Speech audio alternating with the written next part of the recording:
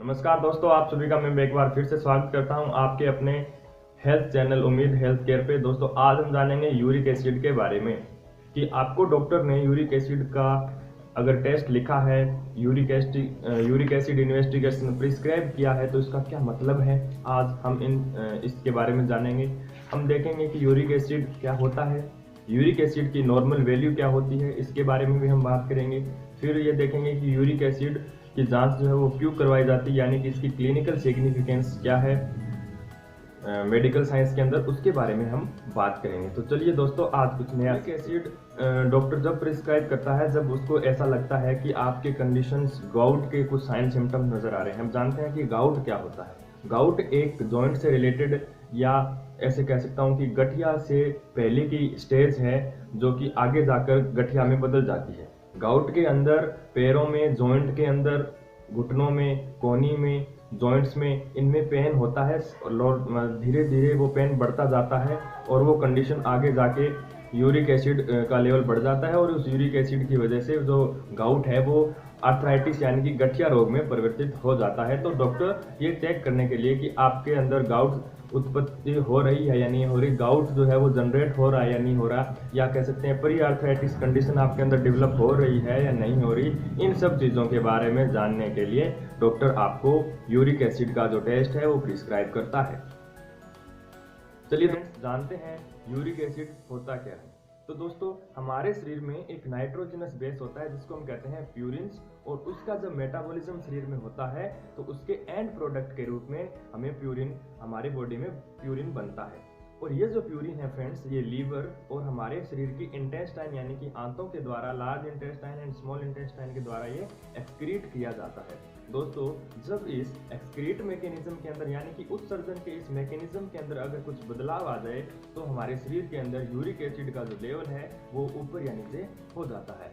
दोस्तों यदि इसके अंदर अगर पैथोलॉजिकल चेंजेस आने लग जाएं इस एक्सक्रीटरी मैकेनिज्म के अंदर, तो दोस्तों हमारे शरीर के अंदर यूरिक एसिड इकट्ठा होने लग जाता है और वो आगे आने वाली कुछ पैथोफिजियोलॉजिकल कंडीशंस में जनरेट हो जाता है, जैसे कि गाउट के लक्षण उसमें नजर आने लग जाते हैं धीरे धीरे। अब जानते हैं दोस्तों कि हमारे शरीर के अंदर मनुष्य में, वुमेन और मेल के अंदर यूरिक एसिड का नॉर्मल लेवल क्या रहता है। दोस्तों 7 से लेकर 7 mg/dl से नीचे मेन के अंदर यूरिक एसिड का जो स्तर है वो नॉर्मल माना जाता है। और वहीं महिलाओं के अंदर यदि यूरिक एसिड की जांच के अंदर यूरिक एसिड का लेवल 6.0 mg/dl अगर आया है तो उसको नॉर्मल माना जाता है। वहीं यदि जो मेल हैं उनके अंदर अगर 7.5 mg/dl से ऊपर यदि यूरिक एसिड का लेवल जांच के अंदर आता है तो वो स्वास्थ्य के लिए हानिकारक माना जाता है, या फिर उसको प्री गाउट या प्री आर्थराइटिस की कंडीशन को हम नाम देते हैं। वहीं अगर महिलाओं की मैं बात करूं तो 6.3 से लेकर 6.5 तक और या इससे भी ऊपर mg/dl में अगर यूरिक एसिड का लेवल आता है तो वो महिलाओं के लिए प्री गाउट या फिर प्री आर्थराइटिक कंडीशन जनरेट करने के लिए पर्याप्त है।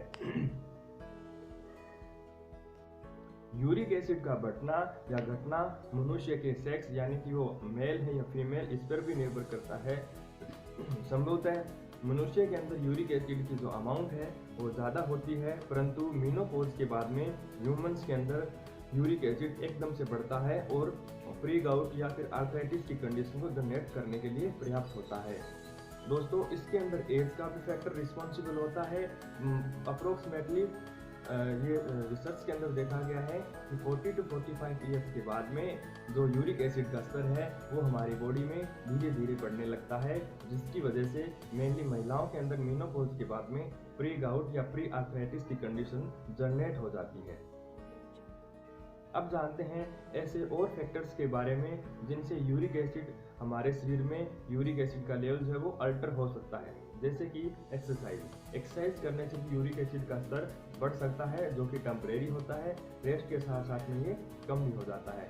डाइट पर भी निर्भर करता है कि यूरिक एसिड का जो स्तर है वो शरीर में किस तरह से बढ़ेगा। यदि आप प्यूरिन बेस्ड डाइट लेते हैं जैसे कि रेड फिश, रेड मीट, अगर आप इस तरह की चीज़ें अगर ज़्यादा खाते हैं तो आपके शरीर के अंदर यूरिक एसिड का स्तर बढ़ सकता है। इसलिए डॉक्टर्स द्वारा यह सलाह दी जाती है कि यदि आपके अंदर आर्थराइटिस या गाउट के सिम्टम्स नज़र आ रहे हैं तो आपको जो है मीट वगैरह नहीं खाना चाहिए, यानी कि आपको प्यूरिन्स फ्री फूड या डाइट लेनी चाहिए।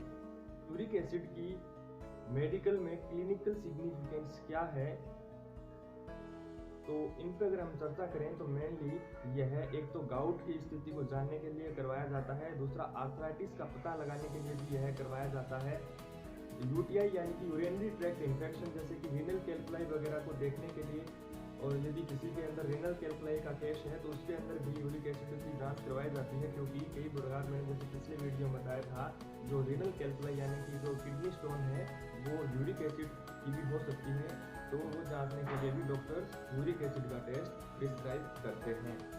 प्लस ओबेसिटी, डायबिटीज मेलाइटस या फिर कार्डियोवैस्कुलर डिजीज के अंदर भी यूरिक एसिड की जांच को प्रिस्क्राइब कर सकते हैं। तो दोस्तों ये हमारा वीडियो यूरिक एसिड के बारे में संपूर्ण जानकारी देने वाला था। यदि ये वीडियो आपको पसंद आए तो इस वीडियो को लाइक जरूर करना, और यदि चैनल पर आप नए हैं और आपने हमारा चैनल यदि सब्सक्राइब नहीं किया है तो इसको सब्सक्राइब जरूर करें। अगला वीडियो हम इससे रिलेटेड डाइट की अपलोड करेंगे कि कौन सी डाइट आपके लिए सही रहती है यूरिक एसिड को कम करने के लिए। तो दोस्तों इसलिए बेल आइकन को दबाएं और हमारी अगली वीडियो का अपडेट जल्द ही आपके फ़ोन पर आपको मिल जाएगा। तो फ्रेंड्स मिलते हैं अगले टॉपिक के साथ, जब तक आप स्वस्थ रहें, खुश रहें और मस्त रहें।